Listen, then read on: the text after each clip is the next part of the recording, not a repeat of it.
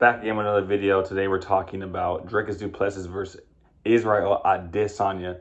So Dricus du Plessis put on a wonderful performance this Saturday at UFC 290. He was able to get the finish against Robert Whitaker, which now, as you guys know, solidifies him the title shot with Israel Adesanya. And that post-fight Octagon interview was pretty interesting one, right? Izzy steps in the cage. I just want to make this comment. Usually the champs never step in the cage. Usually it's the challenger that comes in and steps into the cage and offers that challenge up to the champion, and that's how it goes. But in this situation, Israel Adesanya said it before that he was going to manifest that Dricus du Plessis was going to beat Robert Whitaker, and then he was going to walk in there and call him out. And obviously he dropped several N-bombs. And I want to say, for people that maybe might feel some kind of way about Izzy's post-fight words that he gave Dricus du Plessis. This is the fight business. You can say whatever you want to say. This is the game that we're in. This is the most ruthless of all games you can play. And some people call it a sport. I don't know if you could call this a sport when you're going in there with 4-ounce gloves and you're pretty much, able to hurt someone or inflict a severe level of damage on someone without having any legal actions taken against you for that. So this is a dangerous sport. This is a brutal sport, and it's a cruel sport, and only the ruthless of this sport are going to survive. So as far as that goes, I do want to say that I think Israel Adesanya kind of stole that moment with that interaction. Certain people didn't like it. Other people liked it. I liked it. I got the connotation of what he was trying to say.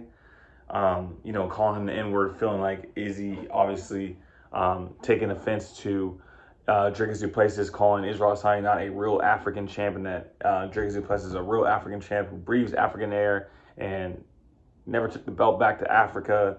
All that, this, and the third, which Izzy is a real African champ. Izzy did take the belt back to Nigeria with his people, and he put it on show for all of his people in Nigeria. Just because Izzy doesn't live in Nigeria doesn't mean he's not a real African.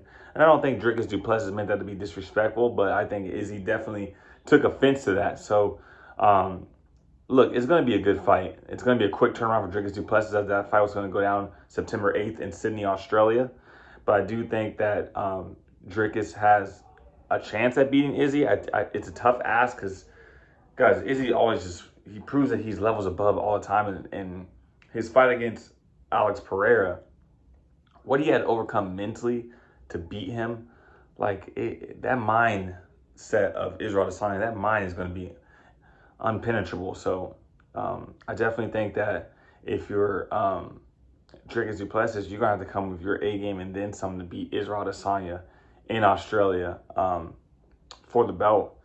But they definitely queued it up well, and I definitely think there's a backdrop to this story for those two, and I definitely think that this is going to be able to lead into a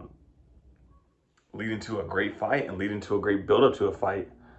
So yeah, Dricus du Plessis versus Israel Adesanya coming up at UFC 293 in Sydney, Australia. Make sure you guys like, comment, and subscribe. I'm back in tomorrow another video. Let's go.